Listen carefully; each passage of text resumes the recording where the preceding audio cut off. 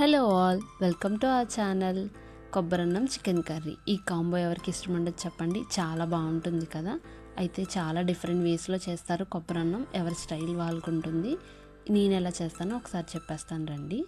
ఏం లేదండి, ఫస్ట్ బాస్మతి రైస్ని కడిగి మనం హాఫ్ అన్ అవర్ ముందే నానబెట్టుకొని ఉంచుకోవాలి. కొబ్బరి ముక్కల్ని చిన్న చిన్న ముక్కలుగా కట్ చేసుకొని దాన్ని ఫైన్ పేస్ట్ కింద చేసి దాని నుంచి పాలు ఎక్స్ట్రాక్ట్ చేసుకోవాలండి. నెక్స్ట్ స్టవ్ ఆన్ చేసుకొని కడాయి పెట్టుకొని నెయ్యి 2 స్పూన్స్, ఆయిల్ 2 స్పూన్స్ వేసుకోవాలి. నేను ఇక్కడ ఎక్కువ మసాలా ఏమి యూజ్ చేయనండి. కొబ్బరన్నం అంటే మనకి అంత మసాలా అవసరం లేదు. చెక్క, లవంగం, యాలక్కాయ, బిర్యానీ ఆకు వేసుకొని ఫ్రై చేసుకున్న తర్వాత జీడిపప్పు కూడా వేసుకొని ఫ్రై చేసుకోవాలండి. ఇవన్నీ ఫ్రై అయిన తర్వాత స్లైసెస్గా కట్ చేసుకున్న ఆనియన్స్ వేసుకొని ఫ్రై చేసుకొని నెక్స్ట్ పచ్చిమిర్చి కూడా వేసుకొని ఫ్రై చేసుకోవాలి. పచ్చిమిర్చి అయితే కొంచెం ఎక్కువ వేస్తున్నాను, ఎందుకంటే పెద్ద ఎక్కువ మసాలా ఏమి యూజ్ చేయలేదు కదా, అందుకని మీరైతే మీ స్పైసీ లెవెల్స్ తగ్గట్టు మీరు వేసుకోవచ్చండి. ఆ తర్వాత పుదీనా, అల్లం వెల్లుల్లి పేస్ట్ వేసుకొని ఫ్రై చేసుకోవాలి. అల్లం వెల్లుల్లి పేస్ట్ పచ్చివాసన పోయేంత వరకు ఫ్రై చేసుకోవాలి.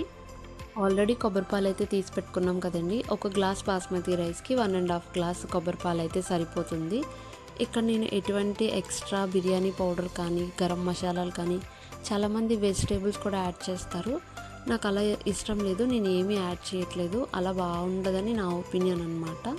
ఎవరి ఇష్టం వాళ్ళది. కొబ్బరన్నం అంటే నేను సింపుల్గా ఇలాగే చేసుకుంటాను. ఇప్పుడు ఆ పాలను కూడా యాడ్ చేసుకొని రైస్ వేసుకొని కల్లుప్పు యూజ్ చేస్తున్నానండి, టేస్ట్ బాగుంటుంది. ఇక్కడే మనం సాల్ట్ అవి అడ్జస్ట్ చేసుకొని ఒక్కసారి అంతా కలుపుకొని కొత్తిమీర జల్లుకొని లిడ్ పెట్టి స్లో ఫ్లేమ్లో 20 మినిట్స్ కుక్ చేసుకుంటే కొబ్బరన్నం అయితే రెడీ అయిపోతుంది. ఇదైతే చికెన్ కర్రీతో చాలా బాగుంటుంది. బట్ కార్తీక మాసం నో ఛాన్స్ కదండి, సో వెజ్ కర్రీతో అడ్జస్ట్ అయిపోదాం. వీడియో నచ్చితే లైక్ చేసి మన ఛానల్ని సబ్స్క్రైబ్ చేసుకోండి. Bye bye.